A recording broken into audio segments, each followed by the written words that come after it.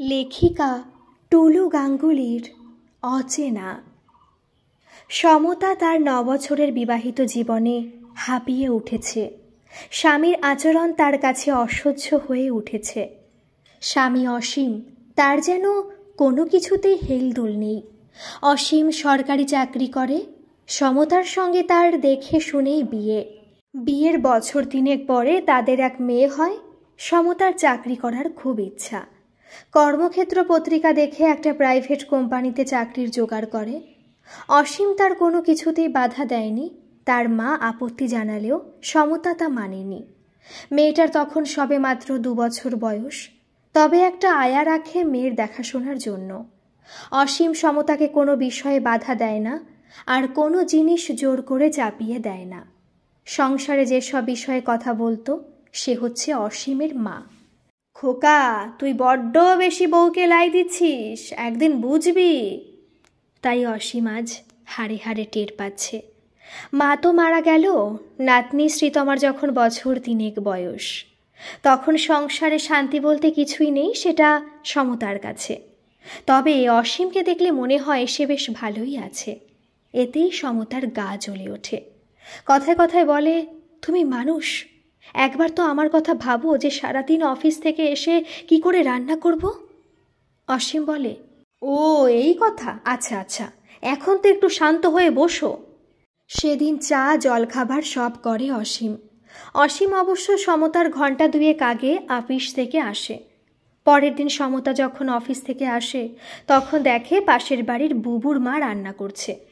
তাতেও সমতার আগে গনগন করতে লাগলো, আমায় একবার বলার প্রয়োজন মনে করনি, অমনি হুট করে একটা রান্নার লোক রেখে দিলে। অসীম বলল, তোমায় সারপ্রাইজ দিলাম। তোমার সারপ্রাইজ শুনতে শুনতে আমার বিরক্ত এসে গেছে। অসীম একটা কথাও বলল না। সমতা যা না তাই বলল। সব ঝাল পড়ল মেয়েটার উপর। অকারণে মুখ করে, মারে, মেয়েটা কাঁদতে থাকে। অসীম মেয়েটাকে ভুলিয়ে ঘরে নিয়ে গিয়ে বলে, তুমি তো বড় হচ্ছ মা, মাকে জ্বালাতন করো না, কাল তোমায় একটা ভালো খেলনা এনে দেব। আদো আদো গলায় বলে, না, আমাকে একটু খেলনা এনে দেবে। বাবা মেয়েতে কি আদর। সমতা সবসময় এমন দেখায় সংসারেও কত সহ্যশীলা। এমন ব্যক্তিত্বহীন স্বামীকে মেনে মানিয়ে নেওয়া একমাত্র ওর মতো মেয়ে বলে পারছে। অন্য কেউ হলে এ সংসার ছেড়ে চলে যেত। যখন শাশুড়ি ছিল তখন কোনোদিন শাশুড়িকে মা বলে কথা বলা, ভালোবেসে সে সব ওর মধ্যে ছিল না। তবু শাশুড়ি বৌমা বৌমা করত। তবে বৌমার খারাপ ব্যবহার আচারের নিন্দা করত, পাড়াময় বলে বেড়াত। অসীম মাকেও কোনোদিন কিছু বলতো না। অসীম একটু কম কথা বলে। অসীমের 2 দিদি, তারা ভাইকে বলে, আমার সোনা ভাই। এও বলে, আমার ভাইয়ের মতো ছেলে লাখে একটা মেলে কি সম্ভব। 2 ননদ ভাইয়ের বউয়ের ব্যবহার আচার একদম সহ্য করতে পারে না। তারা বলে, এমন দেবতুল্য স্বামী পেয়েও যে মেয়ে এরকম অবহেলা করতে পারে, সেই মেয়ে মানুষের কপালে প্রচুর দুর্গতি আছে। একদিন শ্রীতমার খুব জ্বর হয়েছে, ডাক্তারি ঔষধপত্র সব চলছে, কিন্তু সমতা আপিস কামাই করল না। অসীম সারাদিন মেয়েকে নিয়েছিল। মেয়ে রাত্রির বেলা কাঁদছে বলে সমতা অসীমকে ডেকে তুলে দেয়, বলে সে রাত জাগতে পারবে না। অসীমের ভালো ব্যবহারটা পেয়ে খুব পেয়ে বসেছে সমতা। সমতা চাকরি করে, কিন্তু কত মাইনে পায়, কি বৃত্তান্ত, কি কাজ করে কিছুই জানে না অসীম। শুধু জানে আপিসটা হচ্ছে পার্ক স্ট্রিটে। দেরি হলে ফোন করে নেয়। সমতা মর্জি মতো ফোন তোলে। তবে আজ অবধি সংসারে কোনো টাকাই খরচ করেনি। মাঝের মধ্যে মেয়েটার জন্য কিছু জিনিস আনে, তবে মেয়েটাকে অসীম যা জিনিস এনে দেয় তাতে আর মায়ের আনা খেলনার প্রতি তার কোনো আকর্ষণ নেই। সংসারে যেন হাসি আনন্দ কিছুই নেই। সমতার গায়ে পড়ে অসীম অপ্রাসঙ্গে কিছু বাড়তি কথা বলে। তাই শুনে সমতা বলে, আমার অনেক কাজ আছে, তোমার কথা শুনলে চলবে না। রাতে যখন অসীম সমতার সঙ্গে মিলিত হতে চায়, সমতা সরিয়ে দেয়, বলে, আমার এসব ভালো লাগে না। অসীম তাতেও কিছু বলে না। আচ্ছা, অসীম কেমন মানুষ, ওর কি কোনো দুঃখ হয় না? হয়, হয়তো কাউকে জানতে দেয় না। ভাবে, সমতা তো তাকে ছেড়ে চলে যায়নি, নিশ্চয়ই তাকে ভালোবাসে। সব একদিন ঠিক হয়ে যাবে, দেখাই যাক। এইভাবে চলতেই থাকলো। একদিন সমতা অসীমকে বলল, তোমার সঙ্গে আমার কিছু কথা আছে। আজ 9 বছর বিয়ে হয়েছে, কিন্তু এত করুণ সুরে সমতাকে কখনো কথা বলতে শোনেনি অসীম। অসীম ঈশ্বরকে হাজারো ধন্যবাদ দেয়। সমতা তার ভুল বুঝতে পেরেছে। অসীম আনন্দে অনেক এলোমেলো কথা বলল। ও যে কম কথা বলে সেটা বোঝা গেল না। জানো সমু, আমরা সামনের মাসে উত্তর ভারত বেড়াতে যাব। আমাদের পাস লিখিয়ে দিয়েছি। তুমি তোমার সুবিধে মতো বলবে, সেই মতো রিজার্ভেশন করাবো। সমতা খুব স্বাভাবিকভাবেই বলল, আমাকে তুমি ডিভোর্স দাও। আমি দীপঙ্কর নামে একটি ছেলেকে ভালোবাসি।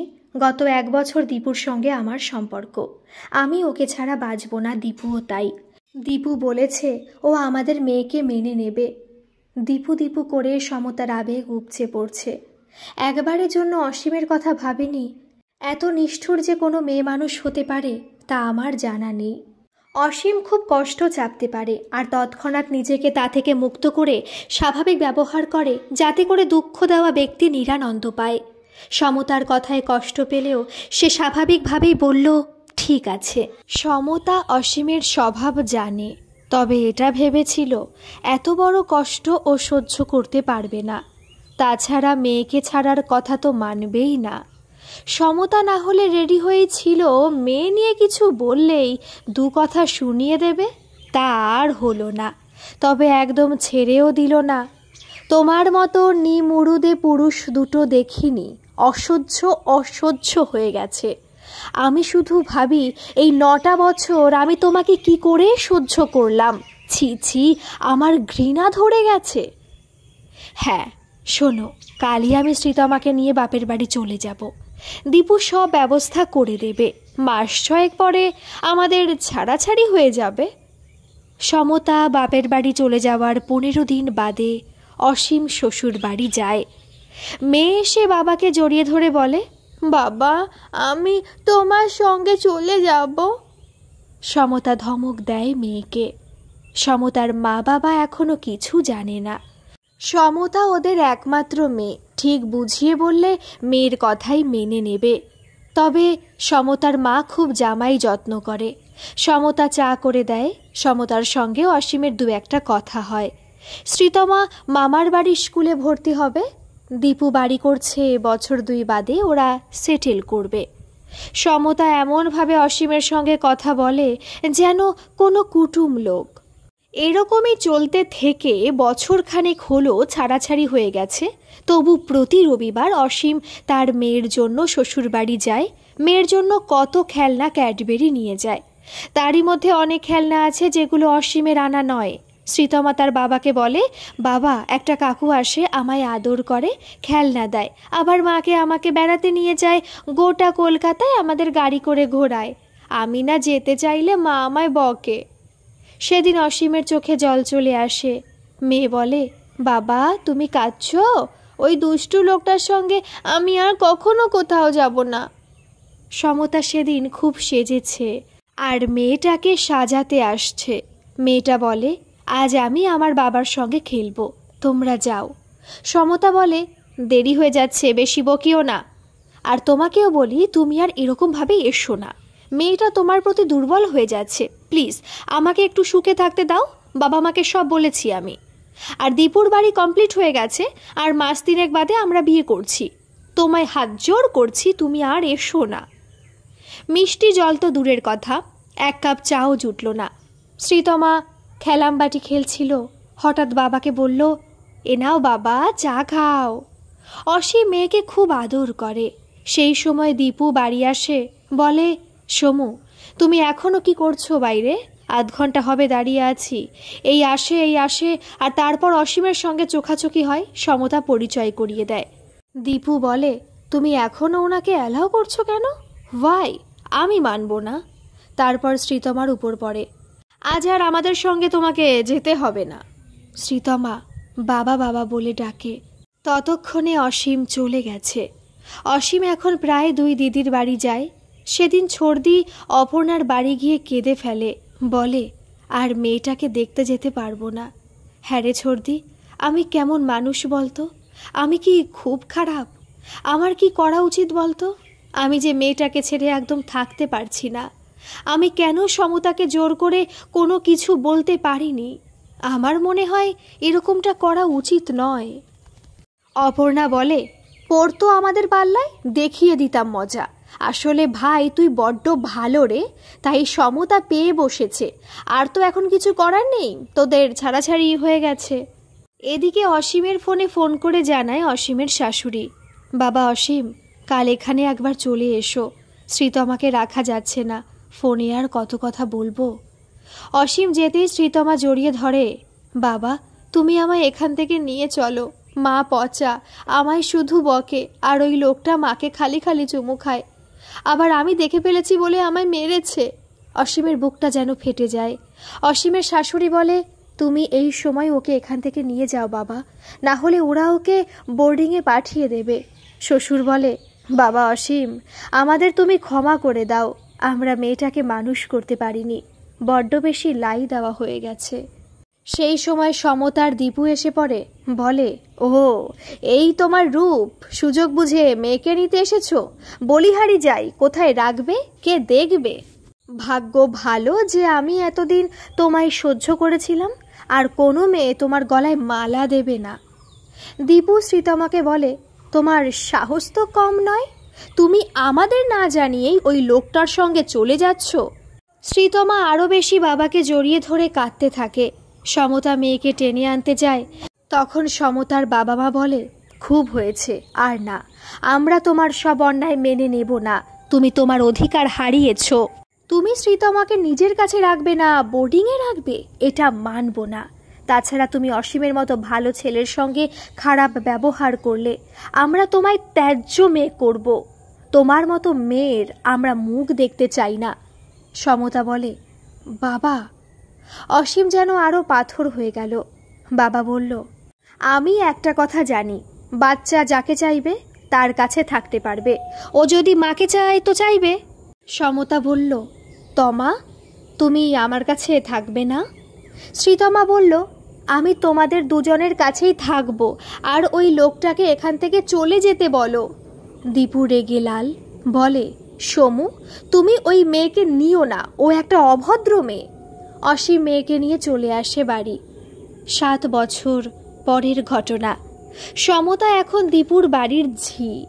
আপিসে আর কাজে যেতে দেয়নি। দীপু হচ্ছে মায়ের কথায় ওঠে আর বসে, সব সময় বলে আমার মাই সব, আর যা কিছু করেছি সব আমার মায়ের জন্য। সমতা একটু মুখের ওপর কথা বললে মেরে ফাটিয়ে দেবে দীপু। সমতা আজ হাতে কামড়াচ্ছে, কি ভুলটাই না করেছে সে, হিরে ফেলে কাচের কাছে ছুটে এসেছে সে। আসলে কি জানেন, অনেক মেয়ে আছে যারা এক পুরুষে সুখী নয়, আবার অনেক পুরুষ আছে তারা এক নারীতে সুখী নয়। তবু আফটার অল মানুষ একটু বিবেচনা করে নিজেকে দমন করলেই সুখী জীবনটা উপভোগ করা যায়। সমতা হচ্ছে সেই মেয়ে যে কিনা দীপুকে পছন্দ করেছে। রোজ রোজ অশান্তি সমতা হাঁপিয়ে উঠেছে। দীপুকে একটা ভালো কথা বললেও মারতে আসে। সমতাকে তবু প্রথম প্রথম সময় দিত, এখন আর একদমই সময় দেয় না, মাঝে মাঝে রাতে বাড়িও ফেরে না। এরই মধ্যে সমতার দুবার পেটে বাচ্চা আসে। জোর করে দীপু বাচ্চা নষ্ট করায়, বলে, আমার মা বাবার বয়স হয়েছে, তুমি বাচ্চার ঝামেলা নিলে মা বাবাকে দেখবে কে? ছাড়ো ছাড়ো, এই বুড়ো বয়সে আর বাচ্চার মা হতে হবে না। সমতার যে অত দাপট ছিল তা আজ কোথায় গেল? একটা ভালো মানুষকে কষ্ট দিতে তার বাঁধল না। এখানে শক্ত মাটি আঁচড় কাটা অত সহজ নয়। আজ কিভাবে হাতের লক্ষ্মী পায়ে ঠেলেছে। একবার মেয়েটার কথা চিন্তা করেনি, মা ছাড়া মেয়েটা এই বয়সে কিভাবে থাকবে। ছি ছি, অমন মায়ের মুখে আগুন। এখন যেন দিনে দিনে এই ঘটনা বেশি ঘটছে, আর তার প্রভাব পড়ছে ছেলেপুলের ওপর। সংসারে বাবা খারাপ হলেও মা কিন্তু সন্তান আগলে থাকে। সংসারে মায়ের বিকল্প কিছু হতে পারে না। তবে বাবারাই বা কেন খারাপ হবে? সন্তানের কাছে মা বাবা দুই সমান। আজ সমতা চোখের সামনে দেখেছে দীপু কতটা মা মা করে। সমতা দীপুর গায়ে পড়েই সম্পর্ক তৈরি করে। প্রথমে দীপু এগিয়ে আসেনি। যে কোম্পানিতে সমতা কাজ করত তার ম্যানেজার ছিল দীপু। পরে অবশ্য দীপু সমতাকে ভালোবাসে, তবে এ ভালোবাসায় স্বার্থ আছে। দীপু দেখল এ যেহেতু বিবাহিতা, মাকে দেখবে। সমতা তো ওর স্বামীকে সহ্যই করতে পারে না।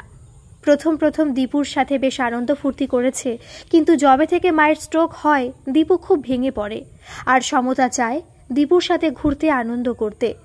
দীপু মা বাবার ছোট বোন ছাড়া কিছু বোঝে না, তখন থেকে ঝামেলা বাঁধে। এখন সমতাকে নিয়ে অশান্তি তুঙ্গে। এইভাবে চলতে চলতে অশান্তি চরমে উঠল। একদিন সমতা হঠাৎ করে আপিসে যায়, গিয়ে শোনে দীপঙ্কর স্যার একজন ম্যাডামের সাথে বেরিয়েছে। সঙ্গে সঙ্গে দীপুকে ফোন করে। হ্যালো দীপু। দীপু বলে, সমু, মা কেমন আছে? সমু বলে, তুমি কোথায়? দীপু বলে, কেন, আপিসে? সমু ফোন কেটে দেয়। তারপর দীপু ওই মেয়েটার সঙ্গে গাড়ি থেকে নামে আর সামনে দেখে সমুকে।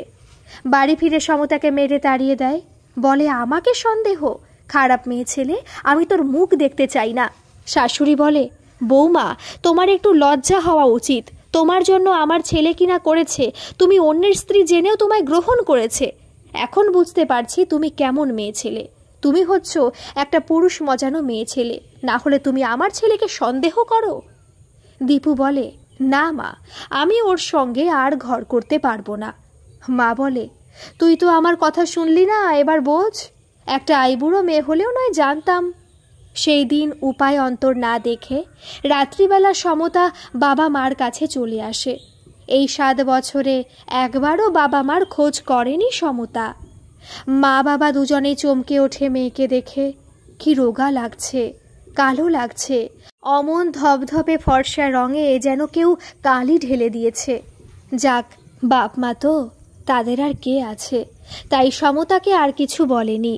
তবে সমতা দীপুর কাছে যে খারাপ ব্যবহার পেয়েছে সেটা বাবা মাকে জানায়নি। এটা বলেছে যে সে আর দীপুর কাছে জীবনেও ফিরবে না। শ্রীতমার খোঁজ এতদিন সমতার মা বাবাও নেয়নি। কোন মুখে আর খোঁজ নেবে? সমতাকে শুধু তার মা এটা বলল, জীবনটা ছেলে খেলা নয়। আরও উপদেশমূলক কিছু কথাবার্তা বলে মেয়েকে বোঝালো। সমতা বলে, আমি আমার মেয়ের জন্য অসীমের সঙ্গে দেখা করব, আর শ্রীতমাকে আমার কাছে রাখব।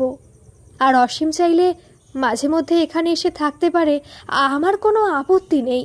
তুই যাবি, যা না, দেখবি অসীম তোকে ক্ষমা করে দেবে। ও দেবতুল্য পুরুষ। ঠিক বলেছ মা। আজ সমতার বারবার মনে হচ্ছে যে মানুষটা কারো মুখের ওপর কথা বলতে পারে না, আর আমি তার সঙ্গে। ছি ছি, আজও গিয়ে কাছে দাঁড়ালে, না না, আর দুবার ভাববো না। অসীমের বাড়ি দরজার বাইরে দাঁড়িয়ে সমতা চারিদিক তাকিয়ে তাকিয়ে দেখে বাড়ির ভোল পাল্টে গেছে। একতলা থেকে দোতলা হয়েছে। বাইরে থেকে বাড়িটা খুব সুন্দর লাগছে। বাইরে একটা গাড়ির গ্যারেজ, তাতে গাড়ি রাখা আছে। দরজাটা ভিতর থেকে বন্ধ। আজ রবিবার দুপুরবেলা, নিশ্চয়ই দুজনেই বাড়ি আছে। দরজায় টোকা দিতে গিয়ে দেখে কলিং বেল লাগানো আছে। বাহ, কি সুন্দর বাড়িটাকে করেছে। সত্যি আজ কতদিন পর। হ্যাঁ, আমি যখন যাই তখন তোমার 6 বছর মতো, আর 7 বছর পর এখন 13 বছর বয়স। একরাশ অভিমান জমা হয়ে আছে জানি। প্রথমে তমা কথা বলবে না। আমি অসীমের পা ধরে ক্ষমা চাইব, মেয়ের কাছেও ক্ষমা চাইব। দেখি ওরা আমায় কি করে ফিরিয়ে দেয়। অসীম সে ধরনের মানুষই নয়। জানি আমি খুব খারাপ, খুব খুব খারাপ। রাস্তা দিয়ে এদিক ওদিক মানুষ আসা যাওয়া করছে, তবে দুপুরবেলা তো। না না, আর দেরি করা ঠিক হবে না। কলিং বেল বাজায়। ওমা, দরজা খুলে দেয় শ্রীতমা। সমতা বলে, তমা মা, আমায় চিনতে পারছিস? রাগে তমা বলে, না। সমতা জড়িয়ে ধরে আদর করতে থাকে। ক্ষমা কর মা, আর তোকে কখনো ছেড়ে থাকবো না, আর ওই দুষ্টু লোকটার কাছেও যাব না।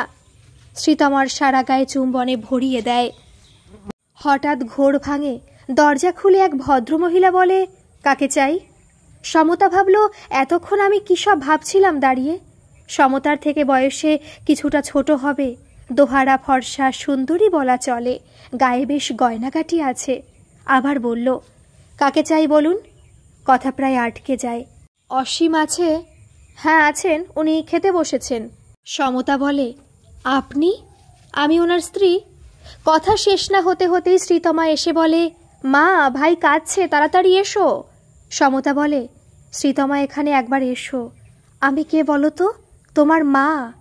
এই তো আমার মা। আমি তোমায় চিনি না। এবার অসীম বেরিয়ে আসে। পিউ, কার সঙ্গে কথা বলছো? তারপর সমতাকে দেখে প্রথমটা একটু অবাক হলেও পরে সামলে নিয়ে বলে, এই দুপুরবেলা কেন অচেনা অজানা মানুষকে বাড়িতে ঢুকতে দিয়েছ? দরজা বন্ধ করে চলে এসো। সমতার দু চোখ জলে ভরে উঠল। অসীম যে এরকম কথা বলতে পারে সেটা সমতা ভাবতেও পারেনি। সমতার মুখের ওপর দরজা বন্ধ করে দেয় শ্রীতমা। পৃথিবীটা ঘুরছে, তার সঙ্গে তাল মিলিয়ে মানুষও ঘুরছে, এটাই নিয়ম। গল্পটি যদি ভালো লাগে প্লিজ একটা সাবস্ক্রাইব করে দেবেন, আর গল্পটি কেমন লাগলো অবশ্যই কিন্তু একটা কমেন্ট করে জানাবেন। ধন্যবাদ।